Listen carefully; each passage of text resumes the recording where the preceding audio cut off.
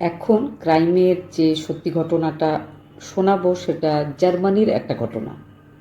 আজ থেকে 50 বছর আগেকার একটা ঘটনা, একটা সাহসী মায়ের ঘটনা। জার্মানির লিউবার নামক এলাকাতে একটা ফ্যামিলি থাকতো, হাজব্যান্ড ওয়াইফ আর তাদের এক মেয়ে। মেয়ের নাম ছিল মারিয়ান। হাজব্যান্ড ওয়াইফের মধ্যে খুব ঝামেলা ঝগড়া, ডিভোর্স হয়ে যায়, হাজব্যান্ড আলাদা চলে যায়। ওয়াইফের কাছে বাচ্চাটা মানুষ হচ্ছিল। হঠাৎ করে মায়েরও ইচ্ছা হয় বিয়ে করার। মারিয়ান একা থেকে যায়। 16 বছর বয়সেই মারিয়ানের বিয়ে হয়, তার প্রেগন্যান্সি আসে। সে একটা ছেলেকে জন্ম দিয়েছিল। আবারও 18 বছর বয়সে সে আরও একটা ছেলেকে জন্ম দিয়েছিল। তার কিছু পরে তার একটা মেয়ে হয়। হাজব্যান্ডের সাথে ডিভোর্স হয়ে যায়। জার্মানি দেশে একটা নিয়ম আছে, যদি কোনো বাবা মায়ের আর্থিক অনটন পাচ্ছে না ভালোভাবে নিজের মনের মতো করে বাচ্চাদেরকে মানুষ করতে, তাহলে তারা অ্যাডপশন সেন্টারে গিয়ে নিজেদের বাচ্চাকে দিয়ে আসতে পারে। সেখানে ধনী বিত্তশালী লোকজনেরা আসবে, বাচ্চাটাকে অ্যাডপ্ট করবে, তারা নিজেদের বাচ্চার মতো করে মানুষ করবে। সেই জন্য মারিয়ান সেখানে গিয়ে নিজের 2 ছেলেকে দিয়ে এসেছিল, তবে মেয়েটাকে দেয়নি।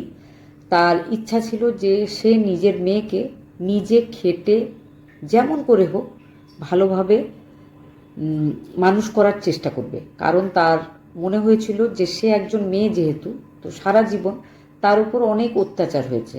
তার মা বাবারা নিজেদের মধ্যে ঝামেলা করে তার জীবনটা যেমন ঝামেলায় ফেলে দিয়েছিল, তো সে নিজের মেয়ের সঙ্গে এমন করবে না। সে তার মেয়ে যাতে ভালোভাবে বেড়ে উঠতে পারে, ভালোভাবে নিজের জীবনটা কাটাতে পারে, সেই চেষ্টা সে করবে। আরও একটা ব্যাপার মারিয়ানের জীবনে ঘটেছিল, যখন সে প্রেগনেন্ট ছিল তখন তার একবার রেপও হয়েছিল। সে এক দুঃখী মহিলা ছিল বলতে পারি আমরা। তবে সে নিজের মেয়েকে নিজের কাছে রেখেছিল, মেয়েকে খুব ভালোভাবে মানুষ করার চেষ্টা করছিল। তো সে কাজ করত, মেয়ে বড় হচ্ছিল ধীরে ধীরে। 1973-তে মেয়ের জন্ম হয়েছিল। আর যে ঘটনাটা এখন বলবো সেটা হচ্ছে 1980 সালে ঘটেছিল। 1980 সাল, যখন মারিয়ানের একমাত্র মেয়ে অ্যানা স্কুল যাওয়া শুরু করে দিয়েছে। তো সে 1980 সালের 5 মার্চ স্কুলে গেছিল, কিন্তু সে আর স্কুল থেকে ফিরে আসেনি। মায়ের মন খুব খারাপ। মন খারাপের আরও একটা বিশেষ কারণ যে সেদিনই সকালবেলায় স্কুল যাওয়ার সময় সে অ্যানাকে বকাবকি করেছিল। অ্যানাকে বলেছিল যে তুমি পড়াশোনায় মন দিচ্ছ না, তুমি কেন এরকম করছো, মাকে বকেছিল। অ্যানার মন খারাপ হয়েছিল। অ্যানা মাকে ঠিকমতো বাই না বলে রাগ করে বাড়ি থেকে বেরিয়ে চলে গেছিল। সেই জন্য মারিয়ানের মনে হচ্ছিল যে মেয়ে রাগ করে কি বাড়ি ফিরছে না, নিজের আশেপাশে বাড়ির সব জায়গায় খোঁজাখুঁজি করছিল। অন্যদিকে অ্যানার পাড়াতেই একটা মাংসের দোকান ছিল। সেখানকার একজন কসাই, যে মাংস বিক্রেতা, ক্লজ ব্রেগো তার নাম, যার বয়স ছিল সেই সময় 35 বছর। ক্লজ একটা দুশ্চরিত্র মানুষ ছিল। ইভ টিচিং বা মেয়েদের সাথে নানা রকম অভদ্র আচরণ করার জন্য মাঝে মধ্যে তার উপর কেস হতো, সে জেলেও যেত। তার একটা গার্লফ্রেন্ডও ছিল। ক্লজের গার্লফ্রেন্ড যখনই তাকে বকাঝকা করতো, বলতো যে তুমি কাপুরুষ, তুমি বোকা, তুমি সাহসী নয়। তো ক্লজ নিজের গার্লফ্রেন্ডের সাথে গল্প করে যে আজকে আমি খুব সাহসের একটা কাজ করেছি। গার্লফ্রেন্ড জিজ্ঞেস করে যে কি করেছো? তখন সে বলে যে আমারই পাড়ার মারিয়ান নামের একজন মহিলা, একদম ভালো মহিলা নয়, তো তার মেয়ে আমাকে খারাপ কথা বলেছিল, তো তাকে আমি মেরে ফেলেছি। নিজের বাড়িতেই গলা চেপে মেরে ফেলেছি। তারপরে একটা কার্টুন বক্সের মধ্যে ঢুকিয়ে টেপ দিয়ে ভালো করে প্যাকিং করে সেটাকে নদীতে ফেলে দিয়েছি। এই কথাটা শোনার পরে ক্লজ ব্রেগোর মনে হয়েছিল তার গার্লফ্রেন্ড তাকে খুব খুশি হয়ে বলবে তুমি খুব সাহসী, তুমি খুব সুপুরুষের কাজ করেছো। কিন্তু গার্লফ্রেন্ড চুপচাপ পুলিশ স্টেশনে চলে যায়। পুলিশকে গিয়ে সমস্ত ব্যাপারটা জানিয়েছিল। তখন পুলিশ এসে অ্যারেস্ট করে নিয়ে গেছিল ক্লজ ব্রেগোকে। আর সেই নদীটা থেকে উদ্ধার হয়েছিল ছোট্ট অ্যানার বডি। অ্যানার বডিটা পোস্টমর্টম হয়, তারপরে তার কবর দিয়ে দেওয়ার ব্যবস্থা করা হয়। এবার ক্লজ ব্রেগো তখন পুলিশ কাস্টাডিতে রয়েছে। কোর্টে হিয়ারিং শুরু হয়। অন্যদিকে পোস্টমর্টম রিপোর্টে কিন্তু জানতে পেরেছে মারিয়ান যে তার ছোট্ট মেয়ে অ্যানার সাথে রেপ করেছিল ওই মাংস বিক্রেতা ক্লজ। অ্যানার খুব কষ্ট হয় যে অত ছোট আমার বাচ্চা মেয়ে, যার কোনো দোষ নেই, তাকে কিভাবে শাস্তি দিয়েছে ওই 35 বছর বয়সী অসভ্য একজন লোক। তো সে কোর্টে যায়, হিয়ারিং শোনে। সে আশা করছিল যে তার ছোট্ট বাচ্চার সাথে এই রকম একটা খারাপ কাজ করার জন্য ওই লোকটাকে খুব তাড়াতাড়ি কোনো শাস্তি দেবে সেখানকার আইন ব্যবস্থা। দুটো হিয়ারিং হয়। দুবার হিয়ারিংয়েই মারিয়ান দেখে যে ক্লজ নিজেকে বাঁচাবার জন্য নানা রকম মিথ্যা কথা বলছে। সে কোর্টরুমে দাঁড়িয়ে বলছে যে মারিয়ান একদম খারাপ চরিত্রের একজন মহিলা, আর মারিয়ানের ওই 7 বছর বয়সী অ্যানা, সেও নাকি চরিত্র ভালো নয় তার। মা আর মেয়ে দুজনে মিলে সেই মাংস বিক্রেতাকে ভয় দেখিয়ে ব্ল্যাকমেল করে বারবার টাকা চায়। আর ওই বাচ্চা মেয়েটা সেদিনও এসে তাকে বলেছিল যে সে নাকি খারাপভাবে তার শরীরে হাত দিয়েছে। এই কথা বলে পুলিশ স্টেশনে সে ক্লজের উপর একটা কেস করবে যদি সে টাকা না দেয়। ক্লজ বারবার টাকা দিতে দিতে হাঁপিয়ে গেছিল, সেই জন্য সে মেয়েটাকে সেদিন রাগের মাথায় মেরে ফেলেছে।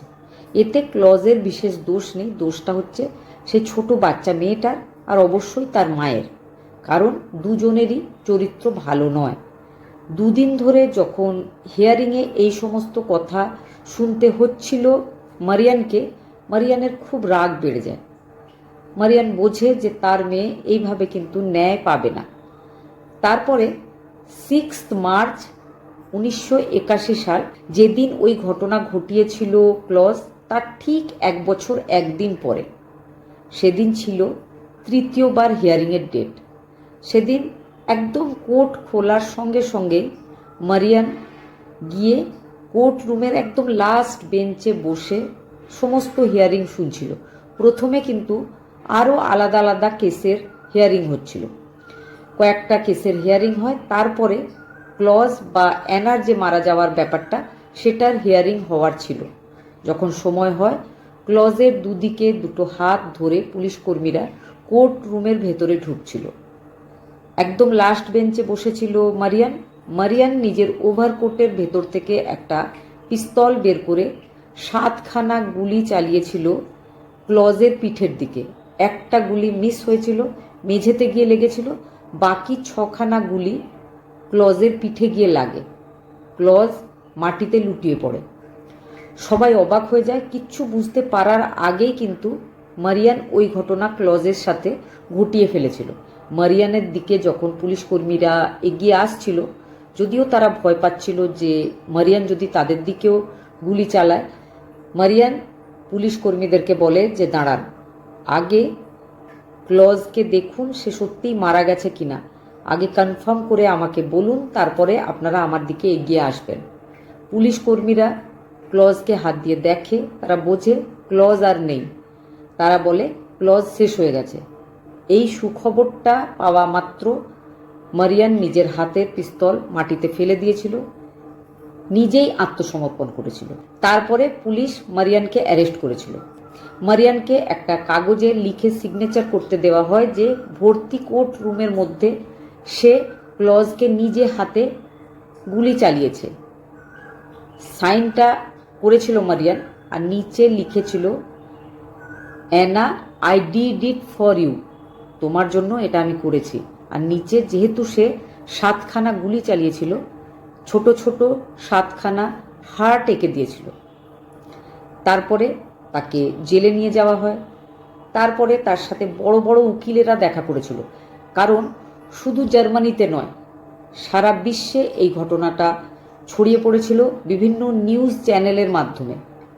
আর সবাই বলেছিল যে একজন মায়ের এই রকমই হওয়া উচিত, প্রত্যেকটা দেশে এই রকম মায়ের দরকার, তবেই কিন্তু বাচ্চারা সুরক্ষিত থাকবে। ওই এরিয়ার সব থেকে বড় উকিল আসে, মারিয়ানের সাথে দেখা করে, মারিয়ানের কেসটা লড়ে। অন্যদিকে একটা বইয়ের পাবলিশার তার কাছে এসে দেখা করেছিল, বলেছিল আপনার জীবনের এই যে ঘটনা বা আপনার জীবনের প্রথম থেকে যে সংঘর্ষ, যেভাবে আপনি বড় হয়েছেন, সেগুলো একটা বইয়ে আপনি লিখুন, আমি পাবলিশ করতে চাই। মারিয়ান জেলে বসে বই লিখেছিল। সেই বইটা বিক্রি করার পরে মারিয়ান $150 টাকা সেই সময় উপার্জন করেছিল। মারিয়ানের ভালো ব্যবহারে আর বড় বড় উকিলদের চেষ্টায় প্রথমে তাকে 6 বছরের কারাদণ্ডে দণ্ডিত করা হয়েছিল, তবে 3 বছর কারাদণ্ডের পর তাকে মুক্তি দেওয়া হয়েছিল। তার মুক্তির পর তার জার্মানিতে থাকতে ভালো লাগছিল না, সে চলে গেছিল ঘানাতে। ঘানাতে যাওয়ার পর সে কিন্তু কন্টিনিউয়াস অনেক বই লিখেছিল। ঘানাতে এক প্রফেসরের সাথে তার বিয়েও হয়েছিল, তবে বিয়েটা আবারও বেশি দিন চলেনি, 2 বছরের মধ্যে তাদের ডিভোর্স হয়ে গেছিল। বেশ কিছুদিন পরে মারিয়ান জানতে পারে যে তার ক্যান্সার হয়েছে, তার শেষ সময় এসে গেছে। তখন তার মনে হয়েছিল যে আর থাকা উচিত না ঘানাতে, এবার তার নিজের দেশে যেখানে তার মেয়ে রয়েছে সেখানে ফিরে যাওয়া উচিত।